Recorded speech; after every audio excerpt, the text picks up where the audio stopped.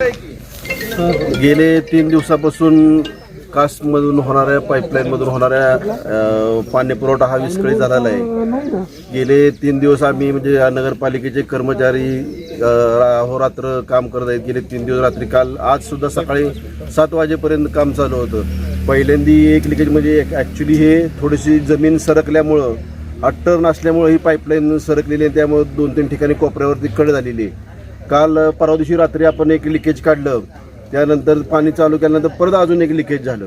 काल रात्री सुद्धा सकाळी 6 वाजेपर्यंत काम केल्यानंतर लिकेजचं काम पूर्ण झालं आणि परत 6 वाजता पाणी चालू करायच्या वेळेस पुन्हा एक लिकेज झाला। 3 लिकेज झाली, त्यातली 2 लिकेज काढलेली आहेत। तिसऱ्या लिकेजचं आता काम चालू आहे। पण नगरपालिकेची कर्मचारी अहोरात्र काम यांचं चालू असल्यामुळं आपण आज तिसऱ्या लिकेजपर्यंत तरी पोचलेलो आहे।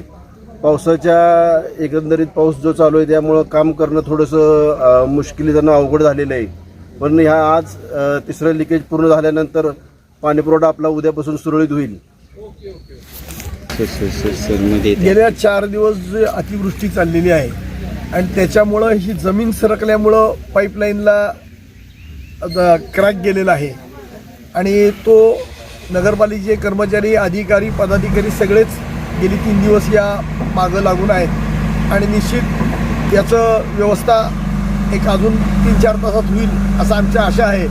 आणि ते काम पूर्ण करून काही पाऊस असल्यामुळे वेल्डिंग करताना प्रॉब्लेम येतो आहे। ते निसर्गानं थोडासा साथ नाही दिली तरी आपण इथं व्यवस्था करून करतो आहे आणि लवकरात लवकर सातारकरांना पाणी कसं व्यवस्थित देता येईल यासाठी प्रयत्न चालले आहेत। सातारकरांकडनं थोडंसं सहकार्य आहेच, अशाच अपेक्षा आहे। धन्यवाद।